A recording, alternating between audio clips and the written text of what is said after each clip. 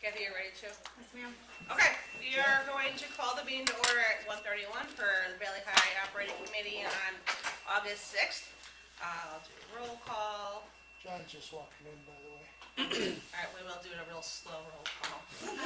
Carl? Here. Jim? Here. Gloria? All right, I'm here. When John gets here, He'll be here when Noted. he gets here. we'll note it when John arrives. Do I have a motion to approve the minutes of the July 2nd meeting? Carl first, and second is Gloria. Any comments or additions or changes? No? All right, then all in favor say aye. Aye. Approved by all. I do not believe we have any public comment. Nope, because we don't have any public. Any members' comments? All right. Then we are on to Tom's report, Bailey High Administration report. All right, I'm going to keep it high level today, except for a couple topics on the backside, which may garner a little bit of discussion. Census-wise, July and August, we are like bursting at the seams, almost near full capacity. So running pretty tight, which is great, except for when the hospital's calling, because there is the reverse effect of being full, which is the hospital stops calling. So you got to kind of play the numbers game and the ebb and the flow, which I think Chrissy Rybar, who does our admissions, is phenomenal at that. We broke a record last month in July for number of admissions in a month. We had over 30. That's 4 more than any record month in the almost 16 years that I've been here. So we're just rocking and rolling on the short-term side, which is great. Definitely got a great referral. Right now, we're the only 5-star facility in McHenry County, and it does help. The phone rings a little bit more when you're 5-star and everybody else is, down below you. So, we'll take advantage of it while we can, because this is the world of long-term care. Your turn to be 4 and 3 does come and go with every survey. So, just right now, we're kind of rolling a little on the high side. Let's see. Right now, so far, year to date, we've had over 150 new faces come through the front door. So, just kind of when we was looking at the goals and highlights from the years prior and the key performance indicators, those numbers were pointed. Staffing is stable, and it continues to stay there. We're looking at nurses' schedules and going back to everybody working the 8-hour schedules versus the smatterings of 12s, 8s, 10s, and 4s. We tried to be real flexible with scheduling along with the county, trying to do that in all their departments a few years back, and it just became a nightmare from a payroll and trying to figure out financial and just coverage. So there would be a chunk of the day where we'd be overstaffed, and then there'd be 2 hours where we'd be right at our minimums, and it didn't work out. So when we bring the new company schedule pop on, we're going to try to get everybody back to 8s. There might be a few lone 12s holdouts, but they have to have a partner. So they have to have somebody that's following them on the backside so we can eliminate some of these gaps that have been created. So that's kind of in flux. We're looking at trying to have that done in October or by October. We just started talking with staff and kind of explaining to them what the plan is, getting them to buy in earlier last week. We hired an ADON. She will come on staff on September 1st. She comes to us from one of our local competitors. And already, a good sign that you've made a good leadership hire is when the phone starts ringing from staff that work for her now that want to come with her when she comes over. Always a great sign. And we're talking nurses and CNAs. And so I think we got a good one on this with this selection. So more to come on that. Financial reports in your packet. We're going to be talking about all kinds of budgets later, so I'm not even going to bother cruising through it. We're just kind of holding about the same line as we have the last few months. Next month, we should have for you the memory care unit budgets, projections, and some harder numbers. You're going to see when we go through the budget that I've got you some loose numbers, but we need to start really honing them down and getting that tightened up. So next month, and then I think, Pete, we're going to try to tacitly commit to Scott's model in September. Is that the plan? Don't quote us on that, but we're going to try. You we're trying to make some progress, so another 4 weeks we should be posting it. It'll help us with our discussion on memory care. It will, and I'm gonna talk more about memory care numbers here when we get into budget, so let's just kinda hang tight for that. Public health wise, we do not have any updates from CMS about any of the stuff related to the annual survey from last year. So, I would imagine next month, we'll know what we billed for the months that are in question, get paid or not, and I guess that kinda tells you somewhat where you're at, but that doesn't mean that they can't just recover it on future payments and figure it all out. So, right now, we're just gonna go with no news is good news, and I'll let you know if something changes. All right, couple of the bigger items to talk through. We did have a COVID outbreak. It lasted about a month long. We had 33 total people test positive, 21 of which were staff. So this was mostly a staff thing. We cannot attribute most of the cases of staff to the building, but the way that public health gathers the data, if they're within your window and they test positive, they're yours. So, like, we've got a couple people on the list that went on vacation, came back and got sick. Well, we know where they got it. It wasn't here, but they're in the 33 total. So, it was a minor one. A lot of, once you start testing, you start finding things that you didn't know existed. It started with a staff member, and then when we started testing close contacts, we picked up some asymptomatics, and then it just kind of builds from there.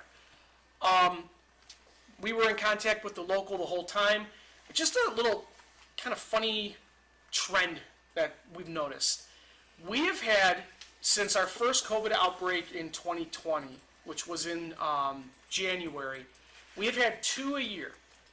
It's either late July, early August, or late December, early January, but it's been those 2 months for every year since COVID started for us, for whatever reason. That kind of mirrors the cycle in the community, but I think that it's telling, and it allows us then an opportunity as we start entering these months that maybe we need to go into a little bit more of a hypervigilant infection control mode before we get into those, the outbreak stuff. But a lot of that also is very community dependent. Once a staff member tests positive, it just kind of goes pretty quick. Any questions on the COVID outbreak? All right, good. The big one, some of you may have heard, last July 30th, so what was that, 2 weeks ago now, I think. No, it was last week. We had starting in the morning, the power started fluctuating, and we were starting to get this weird on, off, which kicks the generator on and off with the power fluctuation, and then it has to run its cycle and whatnot. But we were kind of monitoring it. The air handling system is not on the generator. So when we had power, the air handling system would go on, which includes the chiller, and when the power would go off, it would shut off. So it was kind of like all day. We got a hold of ComEd early. They started problem solving with it. It took them almost all day to figure it out. But by the time we got to later in the day, it became known that this was a substation issue and that the part that they needed to replace it was not going to be available. It wasn't in the region, and it was going to be a while. So Tom Burrows and Ron Pfeiffer and their team, who I cannot say enough great things about, I mean, they were all over this before I could even get to them, had a mobile generator on the way to power the air handling and the air conditioning, which is the same thing for those of you that have been on this committee for a few years. We did in 2015 when we had the 4 days of power outage due to the July storms. Building temperatures were starting to climb, and we were getting close to that, danger point where we have to start thinking about relocating residents and whatnot. But everything came together at the last minute. Got the backup generator tied in. Temps started coming down about 8 o'clock at night, and we ran the generator, the backup and our generator, for about 3 days till ComEd had everything back to normal. I tell you this for a couple of reasons. One, we're going to have an unexpected expense that was an emergency purchase, so it didn't go through purchasing, and that's to get the rental generator here. Those are agreements that the county already has in place, so we're just going to be subject to whatever that cost may be. And I do not have any preliminary figures or anything like that for you guys at this point. I can tell you what it was in 2015, but I think we'll all agree that 2015 money and 10 years later money, not the same thing. So I wouldn't even know where to begin to try to tell you that. Nobody got, resident-wise, was adversely affected. In fact, the residents didn't really notice the temperatures too much until we got late in the day. We did have one staff member that passed out from the heat, and they got medical attention here in the building. You know, you got them coming in out of shower rooms in that heat and humidity, it could get a little rough. So it was managed. Now, the reason I bring this up is because back in 2015, we talked about this, and we priced it out, because the next question is going to be, well, why doesn't the generator have all of the building on it? Well, when they design and spec the building, the generator that we installed was designed to handle all of the life safety code related items as required. Elevators, nurse call, there's outlets throughout the building that are red, those are on the generator, just fire alarm system, fire pump, that kind of stuff. As we've evolved since then, we've started adding in other systems, computers, servers, you know, things that will allow you to continue to operate. The air handling and chiller do not fit on the generator when we have all of those things on there. It's just too much power draw. So Tom Burrows and I talked a little bit about this morning, because I said I'm going to tell the committee this, and they're going to ask me again, well, what about this generator and getting a new one on here? So back in 2015, to get a new generator that would power the whole kit and caboodle, we were talking $750,000 just to get it purchased. So now it's probably a lot more than that. In 2015, when we had to bring in the emergency generator, we created a scenario that would allow us to, and I'll use a layman's term, quick connect a backup generator into our system and power the building. It took us, because when we closed up in 2015, we left it all intact, figuring if we ever had to do this again, we'll save ourselves 4 hours, and it's already there, and it'll just take a couple hours to get us up and running. There is a solution that Tom has, he thinks, you know, ballparking it about $50,000, that could cut that quick response time down to an hour and a half, and make it a lot safer for the guys that are hooking it up, you know, between the power, which is a transfer switch that would get added to the generator and have the connection set up. So we kind of have 4 choices that, you know, we don't have to talk about this necessarily in totality today, but we just want to talk through. The 4 choices are do nothing, and we just continue like we did through this storm. We find out that we're going to be without power for a significant period of time. We get a hold of the generator generator comes in, Associated Electric comes in, takes about 3 hours, we hook up. We could add the transfer switch, cut that hookup time down to an hour and a half. We could add a supplemental generator that would just power the air handler and the chiller, or we can replace in its entirety. And those are obviously 4 answers, and the range of dollars goes from 50 to probably something over $1 million. So, you know, something to talk about. Again, if it's not July and August, it's a non-issue, but I will tell you that in the years that I've been here, it's been July and July. So it's always been an issue when we lose power for an extended period of time. So as we talk about capital improvements and budgets going forward, it might be something that we want to just put on our radar.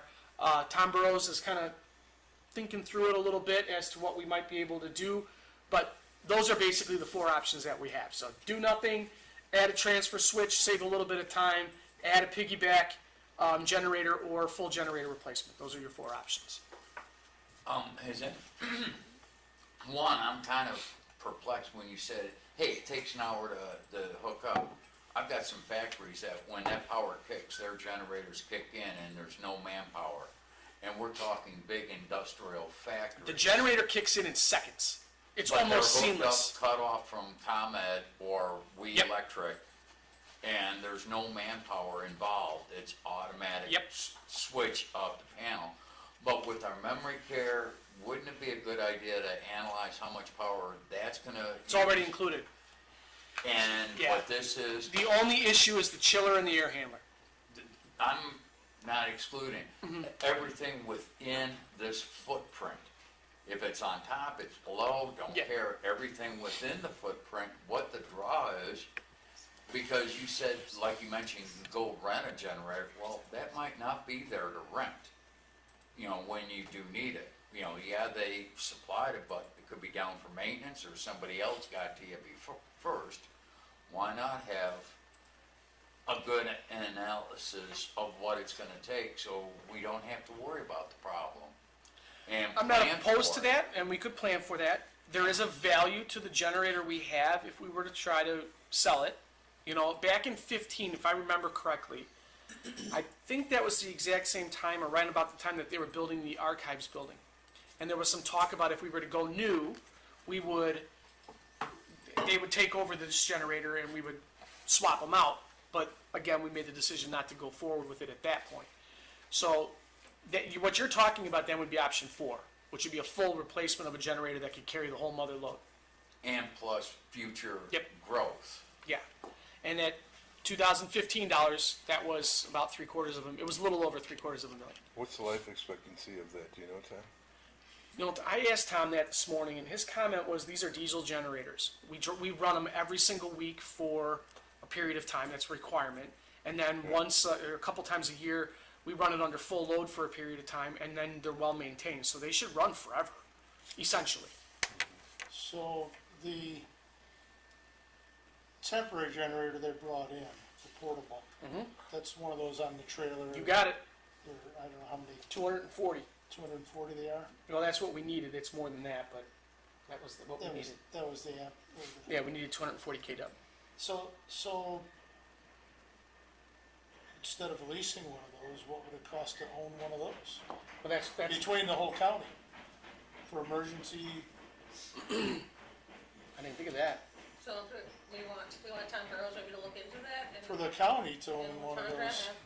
that? We've had unofficial ownership of some in that EMA hosts some of those generators, and I believe in a previous instance we did use, so they're owned by the state. They let us keep it here, understanding that we'll maintain it, keep it in our sheds, and if it's needed somewhere else, it goes somewhere else. Right, Was that but I available? wonder what it would cost for us to buy one. I don't know. They're not large enough. The ones that Pete's referencing are not large enough. Okay, If you go out back, it's still sitting out back. I mean, when you said trailer, yes, it's a semi-trailer. right. Yeah. It's big boy, stand back. Oh, yeah. Hence why our guys didn't do the connection. It was so simple. But that, I was surprised, well, you're manually, but I'm been in factories, that's automatic kick and back up and run it. Yeah, for this one, it's explained to me, and you're going to It's get expensive the most for basic. that hookup. Yes, but it takes a little bit of time to be able to get one system into the generator. But that's where he was saying, and again, this is so far over my head that I'm just a nursing home guy. But if they build the transfer switch, it eliminates a lot of the time that they have with the tinkering, and now it's just a matter of getting it connected, and then the power or the air temperature's coming down. And he said an hour and a half versus 3 or 4 for the temps to come down too. I don't know, just some food for thought. I mean, I didn't think we'd solve world peace today as far as this goes, but we talked about it in 15. We went almost 10 years without it being an issue. It's come up again. You know, this is not something that happens a lot, but But you already had 2 catastrophic incidences, transportation pulling the rope around their neck and out of the ground, and now your power out. you know, this stuff, look, I know people that run facilities down south in Florida, and they deal with the rain like they're dealing now. I know people that run facilities by the Kankakee River, they deal with flooding. We're at the end of a power line, we deal with power once in a while. Now, I'm not saying do it today, but Yeah. we're getting to the point where that may be a serious I actually think your consideration. idea has some merit. I'd like to explore that a little bit. So I will, I'll reach out and get a conversation started with Tom and Dave Christensen. We'll go from there. Because if you have a county-wide emergency, you're not gonna get a generator, probably. Yeah, The The only generator one- that we access this time, we have a contract, right? we do have a contract. So, you never say never, but we have first dibs on it. Yes, yes, we do. We're spending money for those dibs. Right, right. Yeah, but look, you know what, I'll do the legwork, I'll bring it back to you guys for a little bit more conversation down the road. I didn't wanna tie up too much of our meeting talking generator talk, but I did wanna put this on your radar, cause it came up again. I don't have any idea how big one of those, that big would cost, a trailer, I have no clue. Hey, $500,000? guess. You got a $250,000 in the cat diesel engine. If I did that, I'd push to replace the whole system, with a big enough one on. That's just it, I mean, at what It's a point? half. I don't know, okay, more to come on that.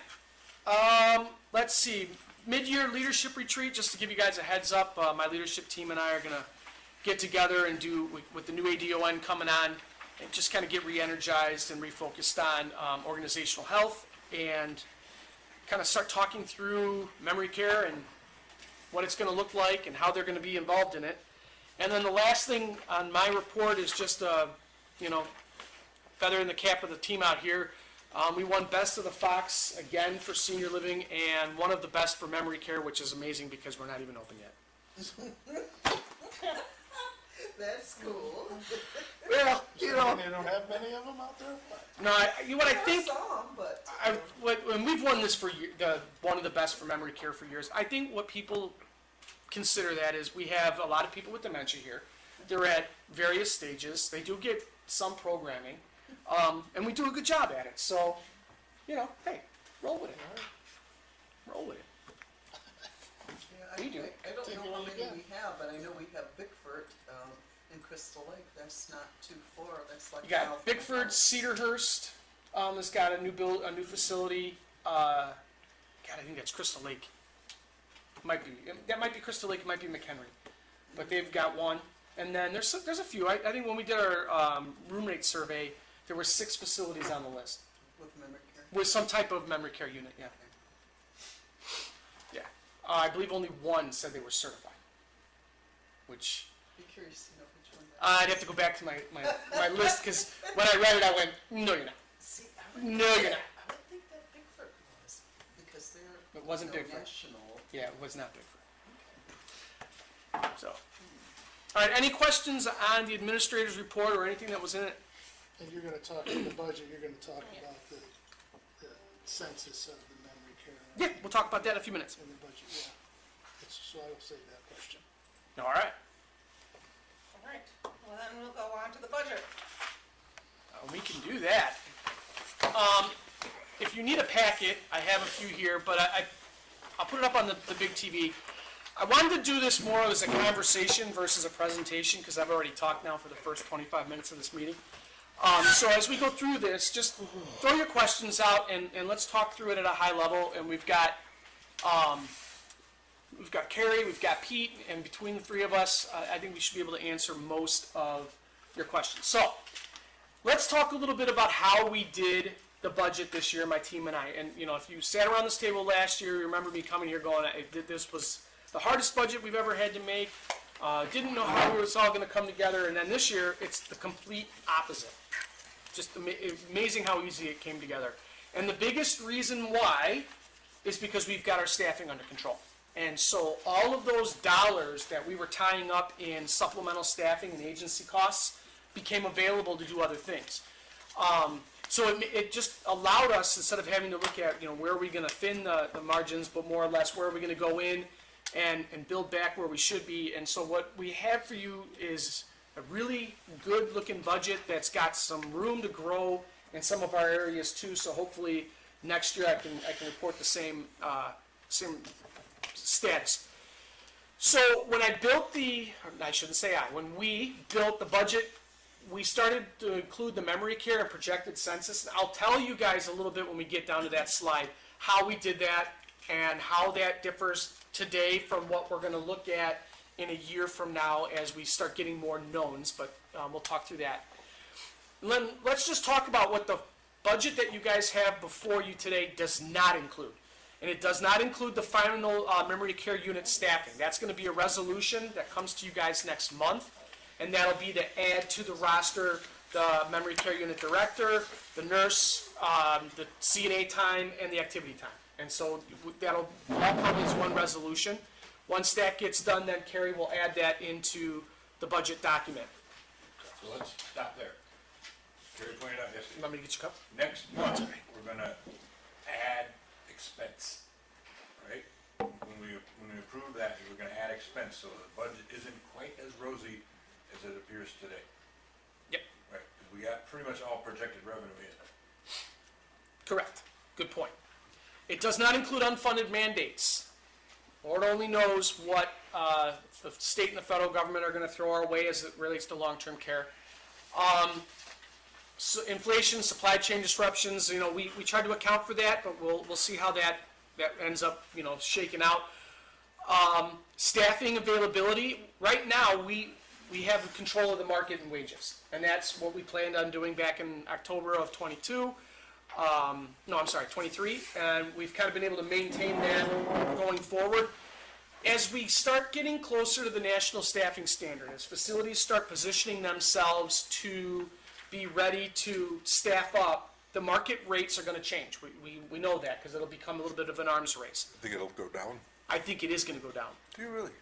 The Chevron decision really hurts this case from the standpoint of the government side. So one of the things that they're arguing now with the Chevron doctrine being eliminated is that CMS does not have the statutory authority to make that mandate. And therefore, it has to be struck down and go back to the legislature to make that. And the legislature does not have the appetite to basically destroy the industry. So do I think it's going to go down? Yes. Do I want to put money on it? It's really going to depend on this next election. I really think that has a lot to do with it. And then I'm not even talking at the top of the ticket. I think that depending on what happens in the House and the Senate, whether or not they then have the appetite to try to make it a law and put it into the requirements of participation. But until then, there's 2 lawsuits that are floating out there. Yeah, I'm in a positive, favorable rating that that's going to drop. So in which case we'll stay at the top of the marketplace. And then the last thing is just any potential increases in energy costs. Right now, we've got it factored in on what our trends are, but, that is subject to what goes on in the rest of the world as well. All right. Well, I guess I forgot to add the stats. So anyway, I was going to give you the staffing stats. I'll have to do that for next month because it's really neat to see where we were to where we are today. But the single biggest budgetary challenge is staffing, meaning the total dollar amount. And, you can see what it impacts.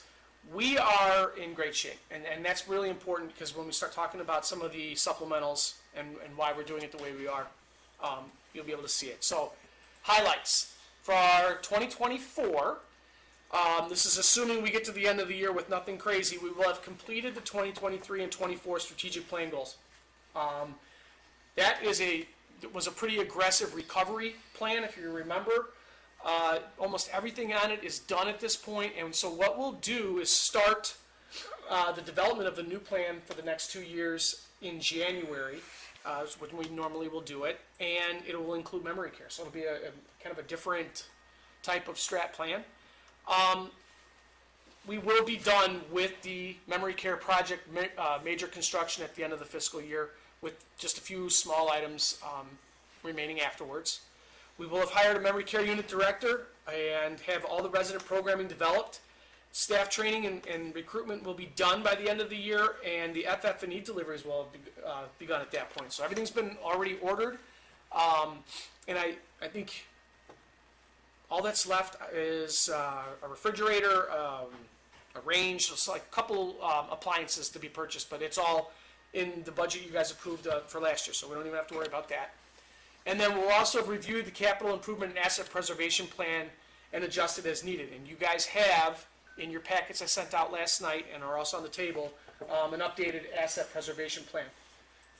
I won't spend a ton of time on it, but let me just walk you through kind of what we did. So Tom Burrows and I, the way we've always done this is me and my team kind of dummy it up, send it over to him before budget season. He sits down with his crew, and they look at some of the bigger ticket items. Do we need to do it next year? And if so, request a supplemental. Can it be deferred? Can we adjust it? And then we make the adjustments. So one of the items was parking lot resurfacing and striping for this year. We don't need it this year. I think we can get another year. Tom agrees. We pushed that and deferred that cost for another year. So when we said earlier about some of Scott's model needing, there's some adjustments. Well, all of these capital improvement plan moves have to account for that, and he has none of this yet because we just did this within the last couple of days, so we'll have to bake those into the model. But the capital improvement plan that you have now will be the one that we operate with for the next year, and then we'll take another look at this again in the end of the summer next year, unless anything major comes up. So if we do decide that we want to do something with the generator, it'll probably get added to that plan unless we do something in the fiscal year as an emergency appropriation. So any questions on the highlights? How frequently do you redo the parking lot? Every 3-4 years, we resurface it and restripe it, so I think it was 2 years ago that we did it, so we're staying within that window. And you'll see on the plan, at some point here, it does need to be tore out and redesigned and put in fresh, but we're looking at, I think, 2030 at that point on the 10-year plan from when we started. So don't quote me on that, but it's in the packet Yeah, it says 2030 is when you're gonna redo Yep. the parking lot. on the 10s. So yep. Yep. When you get to the point of resealing and restriping, you're gonna get consideration to add No, a we few will add more? we will add more Yeah. spots. Yeah, and when we redesign it too, we're gonna get rid of the berm that's in the middle, so we can add more parking spots and kind of make a little bit more sense. That's a lot, but when you stripe, Yep. stripe a few more for the handicap. It is on our list. It is. I haven't forgotten about it. If my memory has it, it's probably foggy. You attended a conference out west and noticed that they had a piece of equipment that would get people to get up and walk or whatever that was saving. You going to another conference where you might get some October. ideas to save Yeah, some October. money in our capital? Okay. Yeah, I've got my eye on a couple things. I thought about putting them into the supplemental request. I thought, nah, maybe it's a year too early, so you'll see them in the I budget. mean, you did good. What you were gonna buy, didn't need to buy it because you got it dirt cheap. Yeah, no, and it works great. I mean, it's here and we're using it already, so.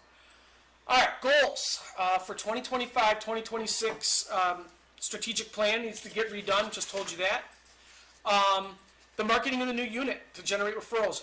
We think that we should be able to meet the growth schedule that we've laid out. And we're gonna talk in a few minutes about that and fill that unit relatively quickly. I have Chrissy my admissions coordinator, telling me she could fill it like within months. It's like, no. Stay on the target so that each stair step with staffing we can manage at the same time. If we go all in one shot, boy, that's gonna be a tough one. But I do think our growth plan works. We're gonna have a lot of changes to the healthcare system over the next few years. And so, keeping an eye on those ongoing challenges and changes and making our adjustments. And then the last thing is just keeping a close eye on that federal staffing minimum and provide recommendations to you guys for staffing. We're close as far as how we're already staffed today, but we will need to add staff if it does come through. So, any thoughts on additional goals or the goals that are up there? I'm gonna take your silence as a no. Okay, yeah. So let's talk about the numbers. Here's our approach. So we took a conservative approach, based it on the previous 2 years' utilization and then projected inflation. Now, a lot of the areas we do know typically what the percentage of inflation is going to look like, food, medical supplies, because we get that through our purchasing group, so we can go ahead and build that in. Revenue projections this year was an interesting algorithm, and I give Rhonda a lot of credit because this one was a little difficult to do. So what we did, in years past, we've based it off of 80 functional beds because we've had the 2 hallways taken out to start building the memory care. So now we are regrowing that back to our target of 120. 115 is probably the more reasonable target for in-house when the memory care unit opens. And when we go to the memory care page, I'm going to show you that growth model. Our supplemental approach this year was totally different. We tried to account for as much as we could in the operating budget and focus on only one-time purchases for the supplementals. So this year you don't have any increase for food. You don't have any, we need to increase the budget for medical supplies, staffing, or any of that kind of stuff. Because we've got staff under control and agency costs under control, we've been able to manage within the budget that we have. So what we looked at this year was equipment refreshes and adding to the equipment allotment that we have to make it easier for the staff. FTEs in your packet, they remain the same, but there was a minor adjustment that you 2 ladies were talking about. What was the minor adjustment to the FTEs? It was to update the packet to equal what Claire had. Okay, So it was really just making sure that we had it. So it didn't fundamentally change anything? No. Okay, perfect, and I'm not even gonna spend a whole lot of time. Again, just noting, the memory care unit staffing will come back to you guys next month, and that'll have the dollar and cents that'll get added in for that. Personnel-wise, the recruitment and retention plan was a huge success, so there is no significant staffing wage adjustments that we're expecting to need to make in the coming fiscal year. Right now, everything looks good. So obviously, you know, I'm committed to keeping an eye on the market, and if something is to change, I'll bring it to you, but right now, we're not anticipating that, which is a little bit different than we have in years past. All right, so the numbers, and this one gets a little hard to read up on the screen, but the growth pattern to get us to 115, and going up from there, here's kind of what we did, and this is going to calculate back into your revenues and the dollars and cents. So in the first quarter, December, January, and February, we're saying no residents in the memory care unit, figuring we open sometime in that February window, okay? And then by the time we get to the second quarter, we're projecting, so basically 8 admissions a quarter, and that gets you to 24 total residents out of 27 available beds in the first year. So we really believe that we can get to 24 in year 1.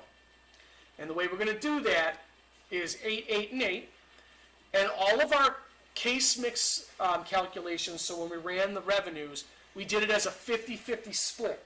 So what we did is the rest of the house stayed with the county board approved case mix, and then the memory care unit, we just did 50% of them being private and 50% of them being Medicaid, which then grows the overall case mix for Medicaid in the rest of the house.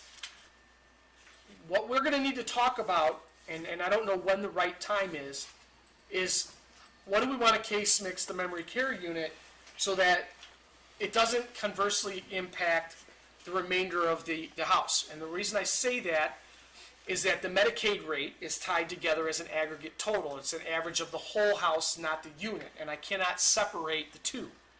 So if the acuity level on the unit is lower than the acuity level in the rest of the house, then you would expect the overall Medicaid rate for the entire house to come down a little bit. So does it make more sense to target more Medicaid outside the unit, higher rate, than on the unit, which is against what we wanted to do, so I'm not recommending that. I'm just trying to throw out all of the variables that we're going to talk through when we get the model going. Or do we say, okay, we can live with it pulling the rate down in the rest of the building because of the size of the population, but we need to keep it at this rate because it's going to reduce the whole house. So that we're going to know that number here in a few months that we can make that calculation. But so for now, just figure on a 50-50 case mix on that unit. And that we're just kind of running it right down the middle. And we'll adjust and play with that as we go along. And just keep in mind that whatever we do is not static either. I mean, we can move it, or it's fluid.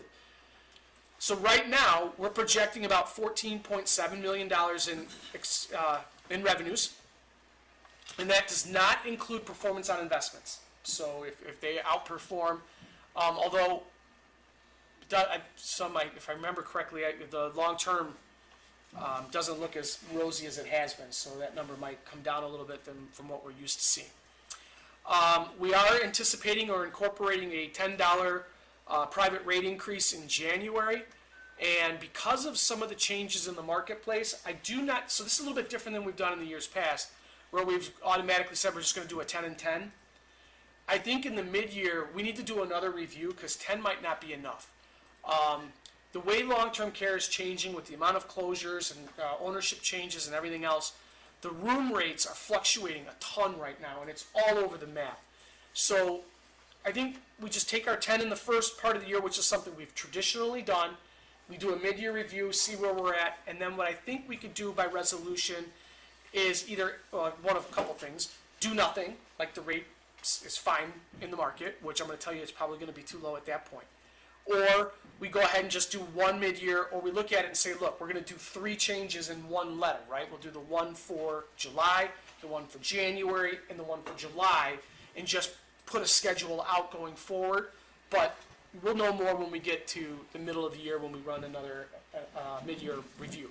So right now, the revenues are only incorporating one $10 a day increase on the private room rate side, and that does not include the rates for memory care, because that's a separate room rate. You're not there. I was looking to. Yeah, you know what? As soon as I'm done yapping, I'll get you guys some I cups. got the last one, sorry. Yeah. But- You finish, are you done, or? No, you got a question, go ahead. I do, well, I have two questions. Good. One of them is, so we're talking about bringing our census back up to around 115. Here, Are we then looking at They're adding, inside that room. In one of the cabinets. are we then talking about adding 9 beds back to to the regular house? No, So, because, so we're at 80 right now, we're looking at the end of 25, having 24 residents, in memory care. That only is 104, right? So, where's the other 11 people coming from? remember, we have some private, double rooms that, on the short term, that we've turned into suites. So those are licensed as double, Yeah, but they're operated as one. right, Okay, so that's 8. okay. Okay, we have the same situation on the memory care unit, which is 5, and that's your 13 difference. Okay, so we're gonna have more than 24 residents? On that unit, At the end of 20, it'll be, we're projecting 24, the unit has a capacity for 27.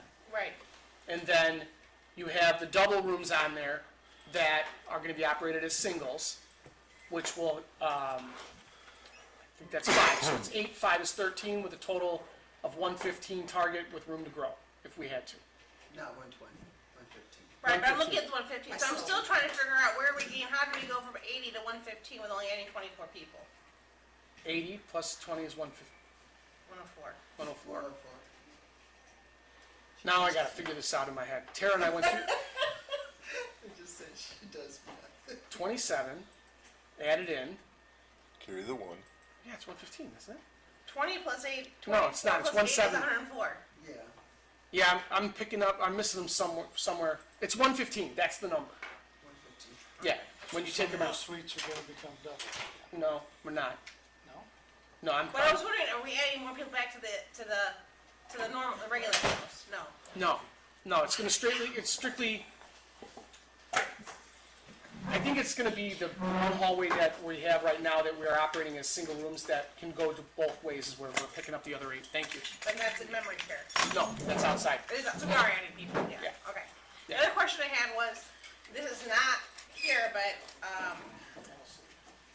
added to the packet was basically I don't carry it, what is this from? What is this from? Oh, from Cleared Up. From ClearGov. So ClearGov, the ClearGov piece was added into the packet where it talks about, our case mix. And our case mix is, I thought that our Medicaid case mix was supposed to be higher. So it was 50% in 23, it's 51% about now. I thought we were supposed to have like an 80%. Yeah, case so mix. that number is misleading. And that number, because the way that Medicaid works, Yeah, is it does not include pending. So like, if you've run out of money, yes, and the state hasn't processed your application yet, and it could take 9 months for them to do that, you Right. are considered a private pay resident on our census until that kicks in. So that's why when you look at the performance indicators, I always put under there that it does not include Medicaid pending, it does not include, because there's all of these nuances to it that are not black and white for budget. okay, So don't get hung up in that, okay, yeah, because it's misleading. yeah, okay. All right. Well, those are the 2 questions. All right, well then let's talk about expenses. We used industry and expected inflationary factors, I already told you that. We looked at all the purchases and whatnot and updated the plan, and we're projecting let's just say 16.2 million in expenses with, that includes that 431,000 in additional supplemental requests. So, as you can see, there's a gap between expenses and revenues for that first year with the ramp up. I do believe that the gap will be a lot closer than what is listed here, but there will be a growth gap as we get that unit up and operating. And this also incorporates that we're gonna have to put in some, front-loaded expenses for that unit as far as operationally, and after that, the unit should run. So, more to come on that gap when we talk next month about the revenues and numbers and things like that.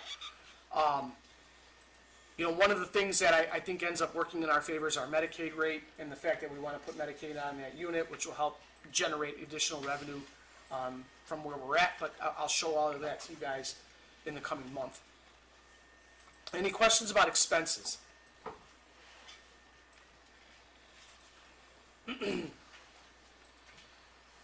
Nope, all right. Let's talk memory care real quick, numbers. So the unit remains on budget at about 4 million. Actually, we're running a little bit under budget, to be honest with you, which is a neat situation to be in. But we've added back in some things that we put as in the maybe column, which will probably put us right around that 4 million, but it'll also make the unit a little bit nicer. There are no FF&E stuff that are in your budget that you're looking at to, support today. They're all incorporated outside, and outside of the one supplemental request, and we can talk about that in a minute. So just, again, simple estimates with a 50-50 case mix. The revenue is about 3.5 million. I'm giving you rough numbers here. Projected in the budget that you have is 1.6 of that. And when you look at ramping it up at the 50-50 split. Annual staffing expenses for a full complement of staff we're looking at is about, let's just say $550,000 in today's dollars. That includes the director, the nurses, the CNAs, and the activity time. Now, what does that not include? It doesn't include operating expenses. It doesn't include fixed costs such as the lighting and the power and the heat and all of that. It doesn't include shared services, housekeeping, laundry, dietary. We're not adding staff for that. We never, when we took the 2 hallways out of service, we never reduced the staffing in those departments. We just kind of reassigned some of those project hours. So we're already staffed to handle that. So these numbers don't include that. When I'm going to try my best to give you a number that incorporates some of the fixed costs that are related to that unit, so you can kind of see the difference next month between what they're at 3.5 to 550 and what the actual revenue for that unit will look like. And that's why I think that the gap between the two numbers start to close up a little bit, if that makes sense. So any questions before we get into supplementals? Yeah, I guess this is a case mix question. What are you basing the 50-50 case mix on? I mean, how did you arrive at that? As far as why is it 50-50, or what am I the numbers behind it? How did you arrive at that? Just a Why are placeholder. you looking at that? Just a placeholder. Okay, and how much flexibility will there be to change that? Tons. Okay, But with that flexibility, we need to understand that it impacts the rest of the house, and it right, impacts the overall, net. But we have full control over what that case mix looks like. Well, not you guys do. It's not a we, it's a you. And then we just operate under that pretense. Now, the wild card is, what does that rate do to the rest of the rate, and how does that impact the whole house? absolutely. Once we get a couple residents on there and we can get a feel for where that rate, kind of fills out, and there is an add-on for memory care, so I mean, it's not a significant difference. It may become a point where we can actually sit here and say it's 100% Medicaid, and the reason it's 100% Medicaid is because the rate's at this, and it's that much better, and it's going to help the bottom line. Well, that's why I was asking, because I know right now, the higher the Medicaid, numbers are, the better it's gonna be overall. Sure, and look at it this way. If our Medicaid rate, let's just use round numbers, it's $500 a day. And then we lower that, it ends up being like $420 a day across the whole house. But we're gonna get that net volume on the unit, which is still higher than the private rate, right? Well, So the only way we're gonna really get a good idea of what this looks like is when we start looking at the modeling. Switch the case mix here, use these numbers for memory care, and then maybe, something different for, yeah, and Scott and I, one of the things we were trying to figure out is how to separate the two in the model so that we can run them kind of at the same time. So it works together, but they're separate, so we can tinker on both ends. And I don't know if he was able to get that operational yet or not. I mean, I have full faith that by the time the model's done, he'll have it. He's an Excel genius as far as I'm concerned. But there's a lot of flexibility here. And so I tried to give you, when I, the way I've always done my budgets is to come in with a very conservative number on both ends of the spectrum, right? 50-50 kind of splits it down the middle. That's a pretty conservative way of looking at it. Do I think the case mix should be 50-50? No. It's definitely more Medicaid than private. And it's just a matter of how much. Well, I think it speaks to our mission and our vision. Mm-hmm. So that's one reason why I'm asking. It's a lot easier to go from Medicaid, like a very heavy Medicaid case mix, and switch it over to private pay through attrition than it is the other way around. So, just another thing to keep in mind as we move forward. So, any other thoughts on numbers? How many of the current residents, when you open up memory care, do you expect to transfer over into memory care? None? None. Now, we're going to assess the whole house, but it would not do us any good to just take. So, let's just say I have somebody. There's 7. I'm saying if they deteriorate to the point of memory care, we automatically. Most of the people in this building are beyond that point. Okay. Memory care is kind of the gap between assisted living and skilled nursing. So if we have, let's just say we have 2 or 3 people that are stage 6 out of 7 for Alzheimer's. Moving them onto the unit, yeah, they'll benefit for a very short period of time, but now you're moving them off the unit again in a very short period of time, which could create behaviors and other issues. So it really would not be in their best interest, although the unit is nicer, but from a just overall quality of life, to move them and move them and move them, right? So we're really looking at people that are going to be more of that, let's just say 3 to 5 stage, where they're not safe in assisted living, they're not safe at home, whether they're walking out the front door, or you hear these horror stories of families reversing all the locks. Okay, well, when you do that, you've basically created a whole different set of problems, right? But we hear this all the time. And it's not that they need a lot of help, it's they need memory help. They just wander off, they get lost, behaviors later in the day, that kind of stuff. When they start needing extensive, meds monitoring, IVs, any of that kind of stuff, they no longer qualify for that unit, and they will have to move outside the unit. Now, part of our programming is early conversations with family members as we do care plan meetings and different things like that, right? And so what we do is we start projecting out by assessment that we're thinking there's another 6 months, 8 months, 9 months before we need to start thinking about moving off the unit. But the bed becomes available, that is the right match, male, male, female, female, that kind of thing, or even just location, then you can have that conversation like, now's the time. All right, so they never have to leave our building, they never have to leave our system, but we're working together to make sure that as things become available and the timing is close or right, that we make those moves, because the last thing you want is to hold on too long, and now we don't have a bed available on the outside. Like right now, it would be impossible to move somebody off of that unit into the other side of that building, because I just don't have it. We're full. So, make sense? Yes, it does. Okay.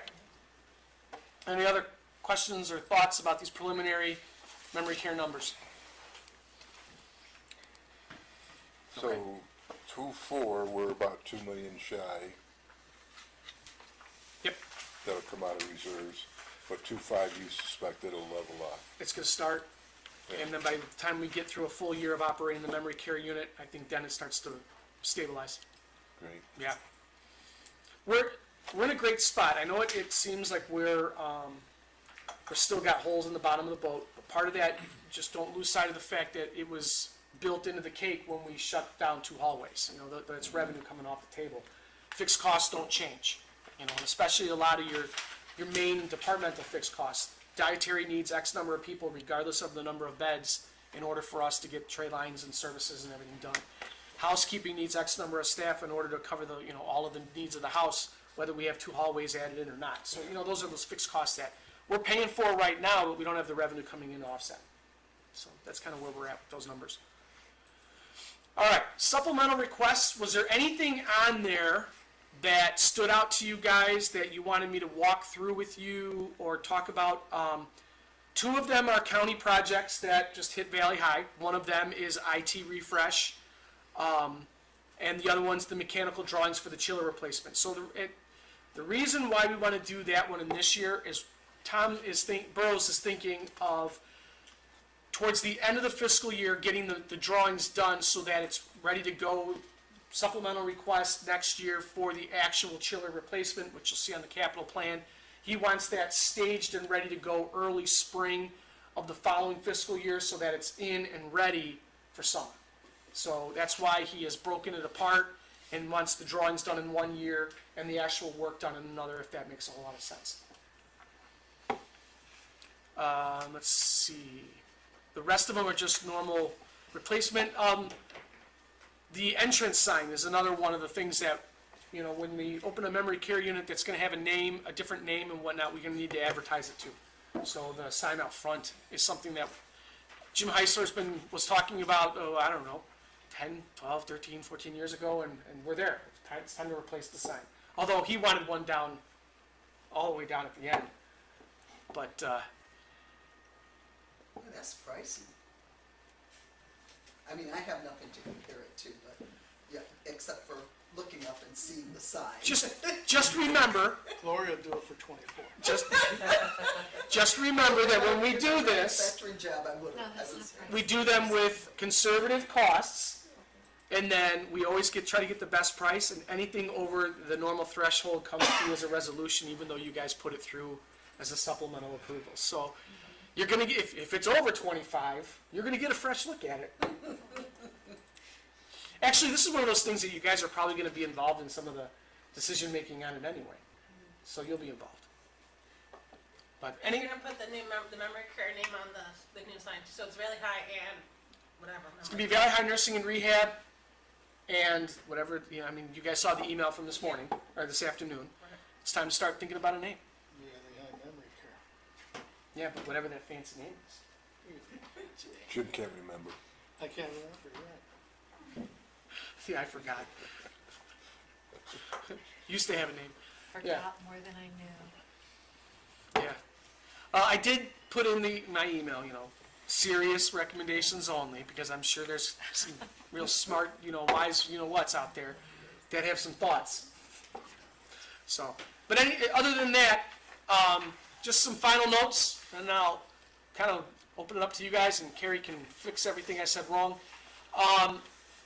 Key in 2025, open that memory care unit, continue to stabilize staffing, and improve organizational health. And organizational health, I think, is going to be our biggest challenge, because we're dealing with what's going on outside of these walls, and it's coming into these walls, and unfortunately, it's affecting the workers. But, you know, that's why we have leadership teams and whatnot.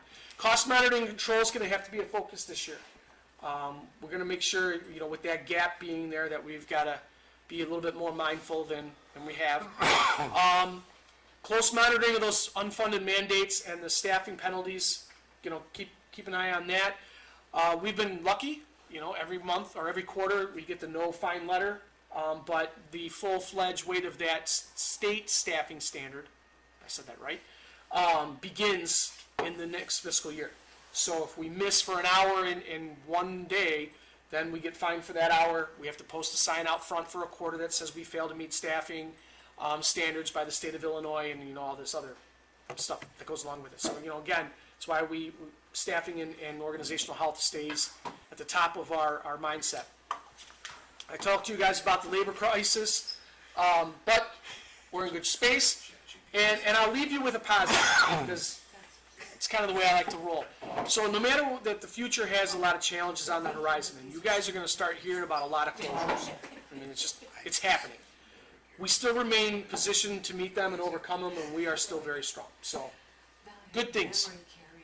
Any thoughts, questions, concerns? And Carrie, you feel free to correct anything that I screwed up. It's on both of them. I'm not gonna hurt my ego any. It was a nursing spot or something, and I thought, it's probably rehab, Any, memory spot. or any comments? I just want to trademark memory spa. Ah, Okay. There was a nursing spa on Old Valley Road, and I was like, it's probably rehab, but wouldn't you rather go there than like a nursing home? Nursing spa? Well, the sign out front right now says Valley High Nursing Home. The sign that we put up front will not say Valley High Nursing Home. It'll say Nursing and Rehab, because the word nursing home has a negative Spa, that is connotation. Well, that'll be the second name if we get to that. You know, Ignite calls themselves medical resorts. Exactly. You can Hotel California, you can check in anytime you Medical like. resort. But you can never leave. Medical resort. Memory resort. They really Playground for your use that mind. metaphor. So I'll sit back and enjoy the ride, you guys. Okay, all right, well, do we have anything we want to add?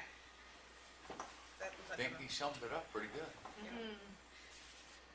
Carrie and I met with Tom and his team yesterday, and kind of acknowledged that in some ways this is the big part of the budget discussion today, but we do have a little cleanup a month from now, as we kind of firm up a little bit what you want the memory care mix to look like and how fast we want the staffing to be there, how fast, we've taken a very conservative approach. If we don't, basically, in this model, there's no new residents in that wing until March 1st.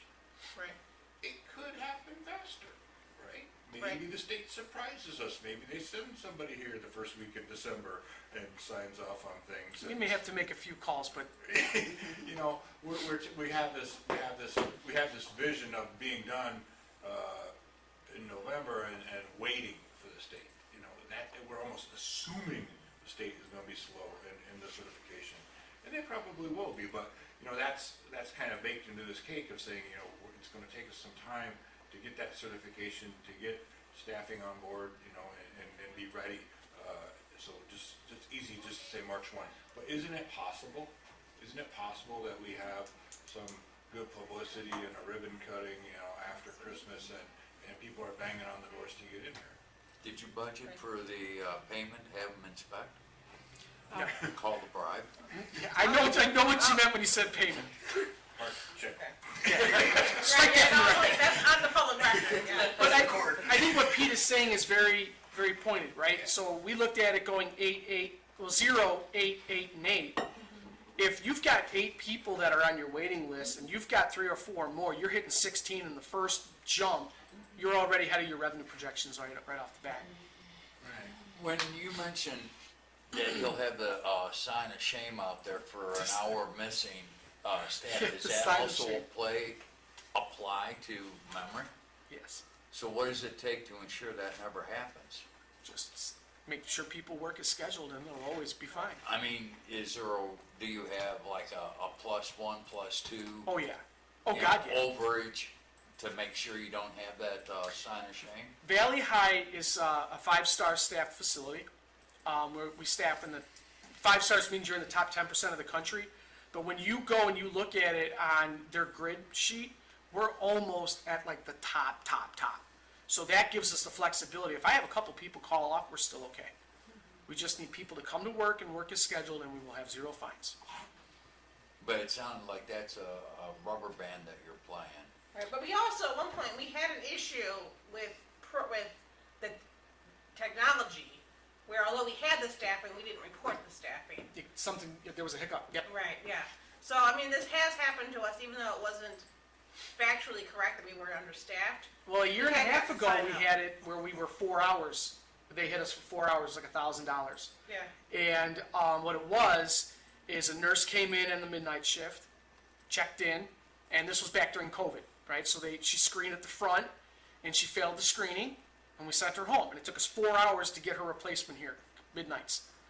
Those 4 hours, we only had one nurse and a couple CNAs in the building. We were short by like 0.5 Wow. nurse time or whatever we needed. And so we didn't have to pay the fine because at that point in time, it was just, like you're getting notified of what it would be if it was in full implementation, which happens in the next fiscal year. But it was just that simple, Nothing that we scheduled, it happened, and because it was not our normal hours where you have other people in the building or you can call someone who's 10 minutes away, we got hit for the 4 hours. And then there was the technology piece. That our RN hours that were reported at 0. Even though they worked, the system said 0, and so they didn't get credit for time worked. So we were able to fix it, no fines, but it reported for that quarter as being short. So yeah, you're right. reason I skipped the memory care update, but, I was gonna tell you in the memory care update that September, you'll have your formal resolution for that. Oh, and I'll cover the rest of it in the budget, so we're good. oh, okay. Yeah. So, are you hiring right now for the memory, or is the application out, or not the application, the posting out? No, that's the one thing I mentioned earlier. Yeah, I'm the one who's behind on this one. okay, I need to get it scored by HR, so the job description's done, all of the back work is done. I have to get one more thing to Suzanne, and let her get that squared away. She'll score it, and then we can post it. okay. Now, have we been receiving apps, talking about it with people? Well, yeah. I mean, everybody knows that it's going in. Everybody. It's the talk of the town. And how many more RN CNAs are we going to hire in order to fully staff this? You're gonna need at least 2 CNA, RNs. RNs, okay. Because it's 1 RN a day, so you're Yeah. gonna have to have, they don't work 7 days a week, so you're gonna have to have 2. Then you're gonna have to add in up to 3 CNAs a day.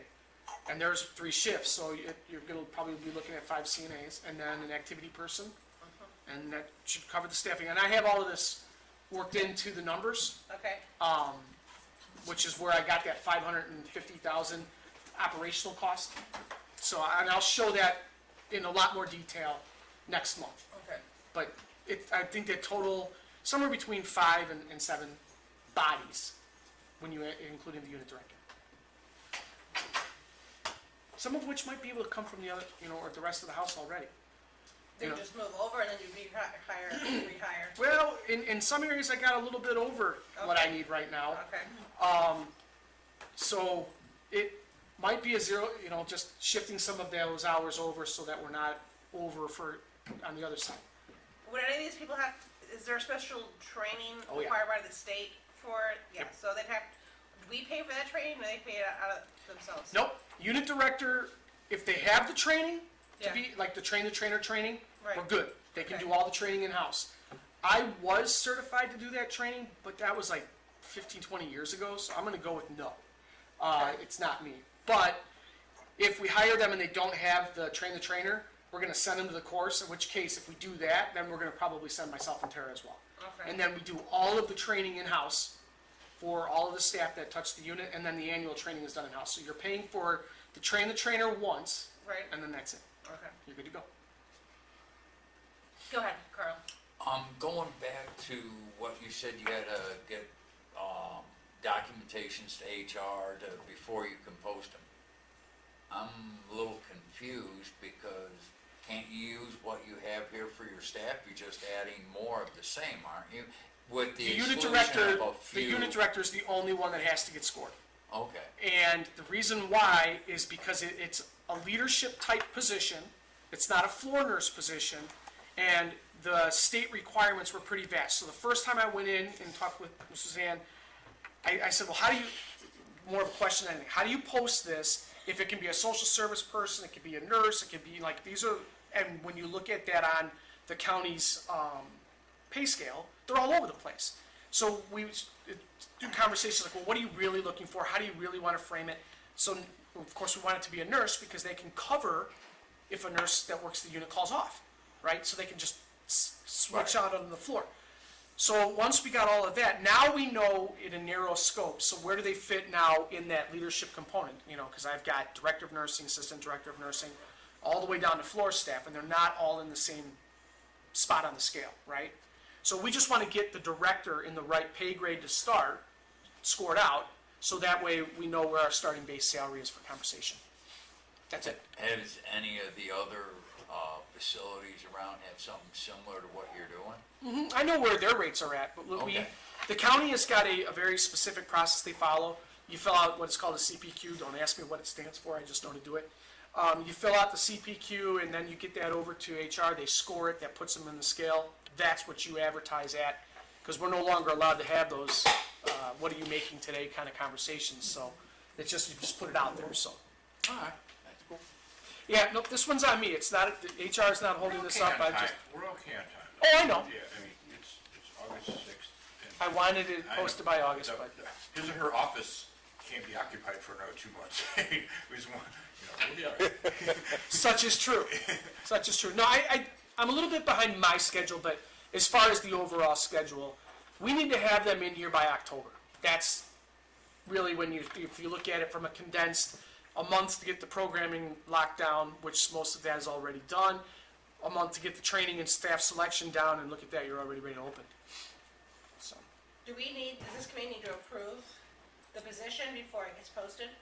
I love people's like, yes. yeah, I mean, honestly, Yeah. Tom and I talked about this a little bit yesterday. I would like this committee at least, if that's 4 weeks from today, at least to kind of sign off on. bless it, yeah. On the position. The letter of law would say we need to get the position approved by the full county board on the third Tuesday in September. I don't think we want to wait that long. Right, that's the And I issue. would say as long as you guys bless it, we'll go with it. Get it out right after Labor Day. Yep, and it's been discussed and modeled, for the last 2 years that we're gonna have to bring these staff on. So I agree with Pete. As long as you guys are comfortable with the way it lays out next month, then we can roll. So. No shortage of stuff going on. Any other comments on our memory care? Nope, okay. Give me your names if you have ideas. All right, so next month, we're gonna be approving a position for the memory care unit director. We're gonna maybe see the model. We're definitely gonna see the model, or we're gonna maybe see the model. I'm gonna go with maybe because Scott's not here and I'm not committing him to something. I don't need a phone call Give it later. a good shot. I know he's making progress on it. He wanted to be here today. He's out with family in Pennsylvania. But Yeah, we're gonna make a he's been concerted working on effort. it. All right, any other topics for next month? Oh, we do need to make a consensus, thank you. Yeah. Is there a motion to move the budget forward? I'll make that motion to Alright. move the budget Alright. forward as presented. Yeah, just all I need to say, yay. Were you gonna make any corrections? No. Oh, okay. All right, so We Gloria need a made the motion, we need motions. No motion. Oh, is there a consensus? Consensus? Does everyone have a consensus to move the budget forward? Yay. Yay. Yeah, okay, excellent, the budget's moved forward. All right, then no future topics, and we are adjourning at 2:43. Thank you. I was really hoping to try to get you out of here in an hour. Oh, motion to adjourn. We all Sorry, I cannot just adjourn us. Motion